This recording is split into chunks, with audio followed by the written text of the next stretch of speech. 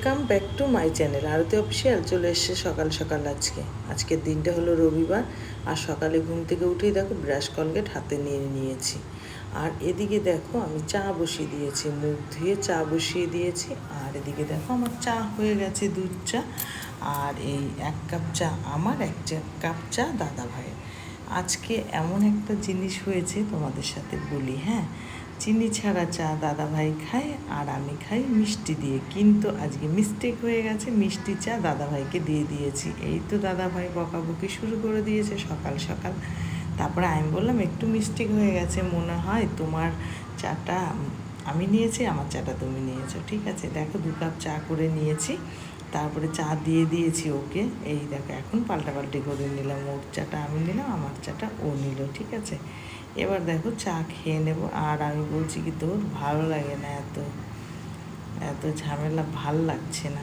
যাই হোক, চা খাই, তোমাদের সাথে কথা বলি।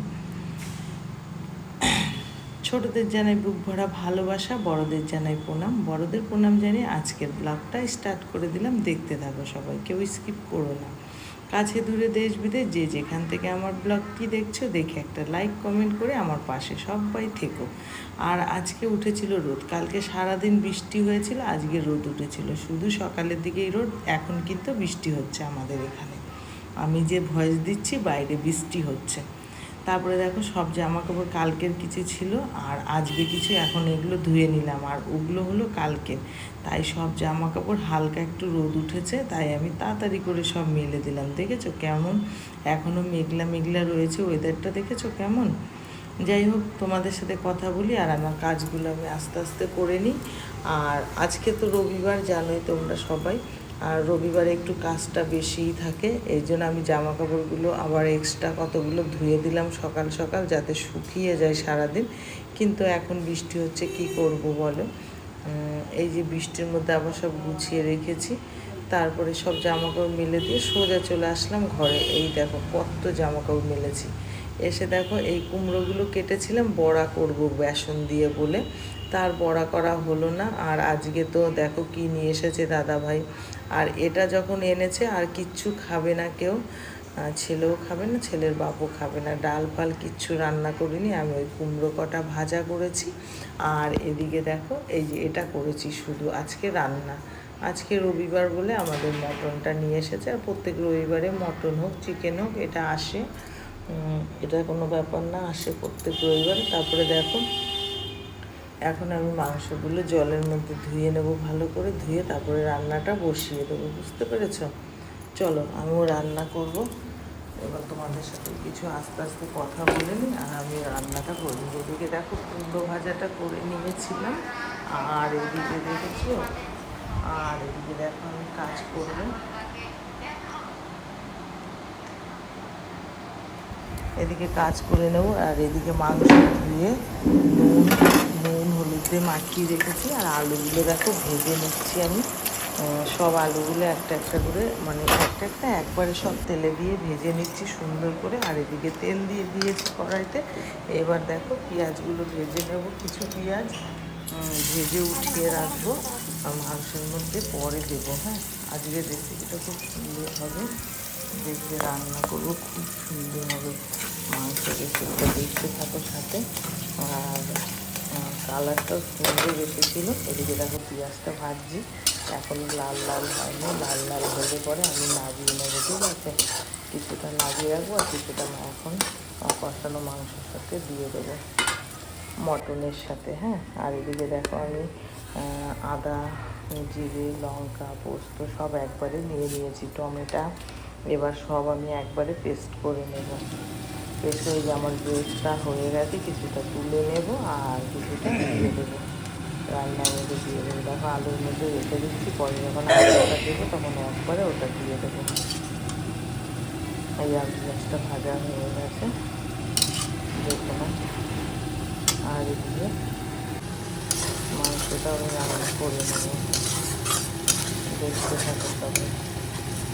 আর এই যে কেউ স্কিপ করো না, স্কিপ করলে কিছু দেখতে পাবো না। আর এদিকে দেখো মাংসটা আমি দই টই দিয়ে সব মাখিয়ে রেখেছি।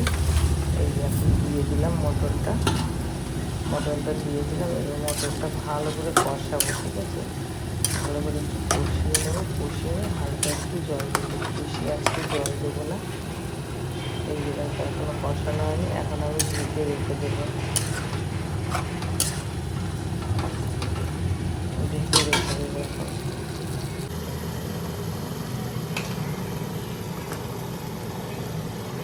দেখো কত সুন্দর কালার এসছে না, দারুণ এসছে কালারটা। এইভাবে আমি রান্না করি মাটন বা চিকেন, এইভাবেই করি আমি।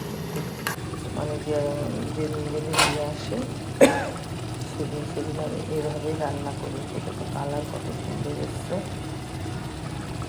কালারটাই দারুণ এসছে। এখনও কিন্তু আমি জল দিইনি, হ্যাঁ, এটা হচ্ছে মাংসের জল আর মশলার জল। এখনও আমি কিছু এর মধ্যে অ্যাড করিনি জল ফল, একটু পরে হালকা মশলা দেওয়া জলটাকে দিয়ে দেবো, হ্যাঁ, দিয়ে তারপরে এই যে দেখো এখনও হয়নি আমার দেওয়া, দেখতে হবে তোমরা। আর আমি এই যে এই পর্যায়ে এখন আমি আলু আর এই মশলাটা একটু তুলে রেখে দেবো, আলুটা দিয়ে দেবো, আলুটা দিয়ে তারপরে হালকা একটু জল দেবো, জল দিয়ে ঢাকা চাপা দিয়ে দেবো, ঢাকা চাপা দিয়ে তারপরে আমি এই দেখো এখন দেখো কত সুন্দর এসছে কালার। টমেটো দিয়েছি একটু কেটে, দেখেছি মটনের কালার কত সুন্দর এসছে। দেখো আমি কিন্তু শুকনো লঙ্কা বেশি করিনি, কাঁচা লঙ্কা দিয়েছি, কালারটা দেখেছো কত সুন্দর এসছে। এই যে আমার মটন রান্না শেষ, আমি এখন এই পেঁয়াজের এই যে এক্সট্রাটা ভাজা দিয়ে দেবো, এর উপর একটু গরম মশলা দিয়ে দেবো, তারপর ঢাকা দিয়ে গ্যাসটা বন্ধ করে দেবো। তারপরে দেখো আমি খেতেও দিয়ে দেবো গরম গরম ভাত আর হচ্ছে মটন। দেখো আমি খেতেও দিয়ে দেবো এখন, গরম মশলা দিয়ে ঢাকা দেবো। দেখো এইদিকে আমি শসা, লেবু আর পেঁয়াজ কেটে নিয়েছি। আর এই যে বললাম না জাংলার আলোটা আসে, ওতে ভালো দেখা যায় না, এই একটা প্রবলেম। যাই হোক, কষ্ট করে দেখে নো। এদিকে দেখো কুমড়ো ভাজা আর শসা লেবু দিয়ে দিয়েছি। আর এদিকে দেখো আমি এখন মটনটা তুলে প্লেটে দেব, তুলে প্লেটের মধ্যে দিয়ে দেবো মটন। এই যে তুলে দিয়ে দিলাম প্লেটের মধ্যে। এখন আগে দিয়ে দেবো দাদাভাইকে খেতে, পরে আমি খাবো, ঠিক আছে। আমার খাওয়াটা তোমাদের সাথে আজকে শেয়ার করতে পারিনি, এই দাদাভাইয়ের খাবারটা দিলাম, এটাই শেয়ার করেছি। আর এই যে আমি এখন মটনটা পুরো থালার মধ্যে একটা গামলার মধ্যে ঢেলে নিলাম, এই যে নামিয়ে নিয়েছি। দেখো কেমন হয়েছে আমাকে জানিও প্লিজ কমেন্ট করে, আজকের এই মটনের রেসিপিটা কেমন হয়েছে রান্না একটু জানিও। তারপরে সন্ধ্যাবেলা ছেলে বললো মুড়ি মাখিয়ে দাও, তাই একটু মুড়ি মাখিয়ে দিলাম, পেঁয়াজ দিয়ে লঙ্কা দিয়ে সব কিছুতে খেলো। আর ভিডিওটা আজকের মতো এখানেই রাখবো, টাটা বাই বাই। তোমরা সবাই ভালো থেকো, অনেক অনেক ভালোবাসা।